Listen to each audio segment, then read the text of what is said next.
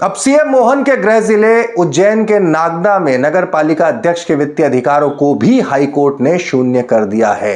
नागदा को भी इसलिए कह रहा हूं कि नागदा पहला नहीं है, इसके पहले भी नगर पालिका अध्यक्ष के वित्तीय अधिकारों को मध्य प्रदेश में शून्य कर दिया गया है।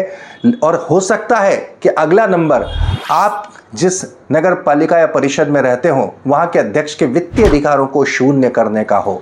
वित्तीय अधिकार शून्य करना यानी कि नगर पालिका जो अध्यक्ष हैं वो अब किसी फाइल पर साइन नहीं कर पाएंगे या फिर किसी फाइनेंशियल डिसीजन नहीं ले पाएंगे। ये क्राइसिस कितनी बड़ी है और ये क्या मध्य प्रदेश के तमाम नगर पालिका और नगर परिषदों को फेस करना पड़ सकती है। और सबसे बड़ी बात यह है कि अगर इतनी बड़ी क्राइसिस है तो मोहन सरकार आखिर इसमें कर क्या रही है। वीडियो के अंत तक आप बने रहेंगे तो आपको एहसास होगा कि आप सरकार ने इतनी बड़ी गलती करी जिसका खामियाजा नगर पालिका और परिषदों के अध्यक्ष हैं वो भुगत रहे हैं, क्योंकि उनके खिलाफ कोई भी हाईकोर्ट चले जाएगा तो हाईकोर्ट तुरंत उठाकर उनके वित्तीय अधिकार शून्य कर रही है। किस बिना पर शून्य कर रही है यह जानना रोचक है, दिलचस्प है। सरकार की गलती उजागर होगी और उससे बड़ी गलती तो वर्तमान सरकार की कि जो इस पूरे मसले पर यूं हाथ पर हाथ धरे बैठी है मोहन सरकार कि ये तो कोर्ट का मसला है, हम इसमें क्या करें।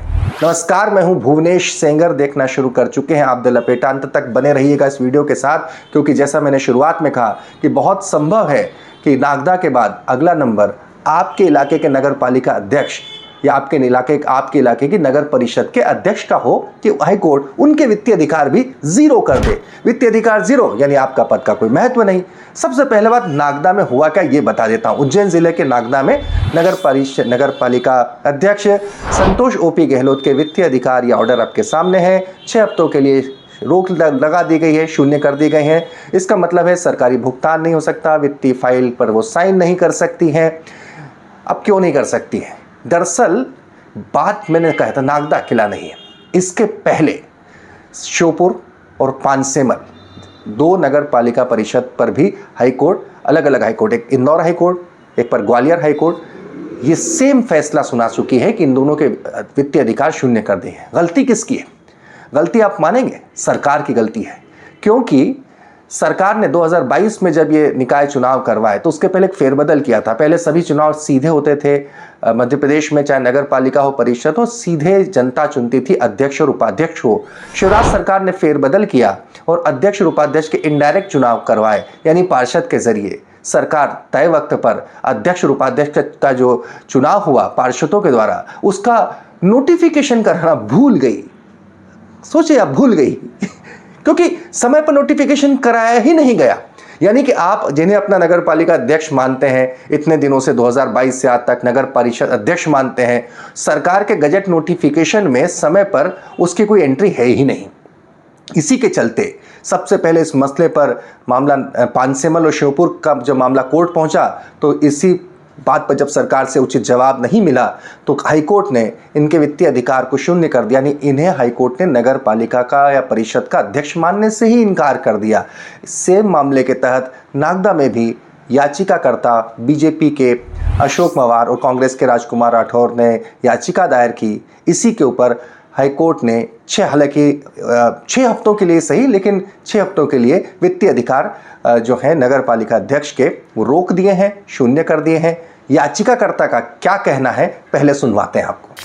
हमने पहले ही हमने 1.5 साल से याचिकाएं लगा रहे हैं और हमने इस पे मांगा था कि इनका वित्तीय अधिकार रोका जाए, क्योंकि इस वित्तीय अधिकार को लेके और ये भ्रष्टाचार कर रहे थे। इसलिए हमने हाई कोर्ट में 17 मार्च के रोज याचिका दायर की और याचिका की सुनवाई 2 दिन के अंदर ही हो गई और आज हमको निर्णय मिल गया। और निर्णय ये मिला है कि इनका वित्तीय अधिकार रुका है और इनको 6 हफ्ते का समय दिया। 6 हफ्ते में ये अपनी अपील पेश कर सकते हैं, लेकिन इनके पास कोई जगह नहीं है कि अपील पेश करें, क्योंकि स्थायी चले गए हैं। जब तक ये हमारा कार्यकाल रहेगा 5 साल का, जब तक ये इस कुर्सी पर नहीं बैठ सकते। ये क्या ग्राउंड बनाया था आपने इसको लेकर के? हमने ग्राउंड बनाया था कि आज से 1 वर्ष पूर्व एक डिसीजन आया था जिसमें गजट नोटिफिकेशन यहाँ के हम जो पार्षद हैं, हम 36 ही पार्षद हैं, यहाँ पे ना तो कोई अध्यक्ष है ना कोई उपाध्यक्ष है, उसका गजट नोटिफिकेशन नहीं हुआ था। हमने उसको आधार बना के और ये लगाया था कि हम सब पार्षद हैं और ये अध्यक्ष और उपाध्यक्ष बन के बैठे हैं और ये भ्रष्टाचार कर रहे हैं और इसलिए इनका वित्तीय अधिकार रोका जाए। इसलिए आज हमारे न्यायमूर्ति आदरणीय प्रणय वर्मा जी ने एक डिसीजन दिया है और उसमें इनके वित्तीय अधिकार रुका है और इनको समय दिया है कि तुम 6 हफ्ते के अंदर अपना पक्ष रखें या अपील दायर करें। लेकिन ये कहीं के भी नहीं, क्योंकि ये राज्य शासन की बड़ी चूक थी और वो चूक पे कर नहीं सकते, क्योंकि राज्य शासन की एक बड़ी चूक हो गई, क्योंकि गजट नोटिफिकेशन नहीं हुआ। मध्य प्रदेश की 395 ही नगर पंचायत और नगर पालिका परिषद शून्य है, क्योंकि उनके अध्यक्ष और उपाध्यक्ष है ही नहीं, गजट नोटिफिकेशन हुआ ही नहीं। तो सुना आपने, बात ये नहीं है केवल कि मैंने कहा नागदा पहला नहीं है, इसके पहले मैंने आपको बताया था श्योपुर और पांसेमल और इसके साथ ही जावरा में भी, जावरा को लेकर भी यही फैसला आया है। इसके बाद नागदा में भी यही बात हुई है और अब डबरा का मसला भी इसी तरह की याचिका को लेकर पेंडिंग है। नहीं, डबरा में का भी मामला अदालत में लंबित है। लेकिन आप क्या समझते हैं कि क्या ये मामला केवल 4-5 नगर पालिका, क्योंकि ये भी बड़ी बात है कि अभी तक जब मैं आपसे मुखातिब हूँ तब तक श्योपुर, पांसेमल, जावरा, नागदा, हम 4 की हम बात कर रहे हैं। 4 नगर पालिका और परिषद जो है, यहाँ पर अध्यक्षों के वित्तीय अधिकार शून्य है। तो क्राइसिस कितनी बड़ी, क्योंकि वो साइन नहीं कर सकते, फाइनेंशियल डिसीजन नहीं ले सकते। अब इसके चलते कितनी स्थिति होगी, क्योंकि स्थानीय बॉडी का पूरा विकास कह लें, साफ सफाई, स्वच्छता, स्थानीय विकास जिस पर निर्भर करता है। लेकिन क्या यहीं तक रुकेगा? क्या आपको नहीं लगता याचिकाओं की बाढ़ आ जाएगी?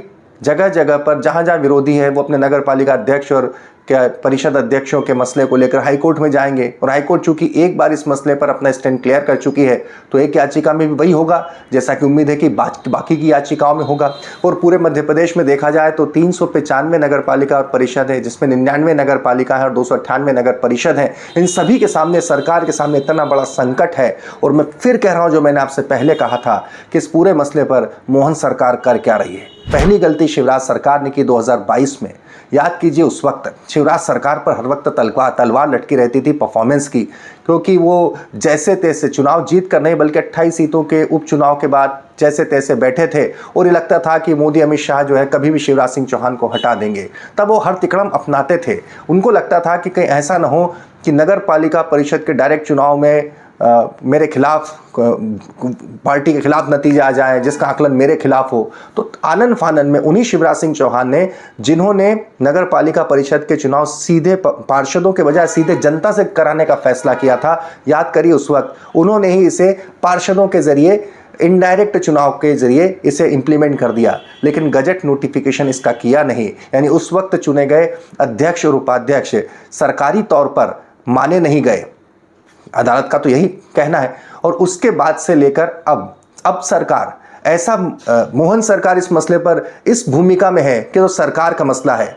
जगह जगह पर जहां पर इस तरह के फैसले आ चुके हैं, हम नागदा की बात करें, श्योपुर की बात करें या फिर पांसेमल की बात करें या जावरा की बात करें, वहां पर जो भी अध्यक्ष हैं जिनके वित्तीय अधिकार शून्य कर दिए गए, वो अपने स्तर पर अपनी कानूनी लड़ाई लड़ रहे हैं। लेकिन सवाल यह है कि सरकार इस मसले पर क्या कर रही है?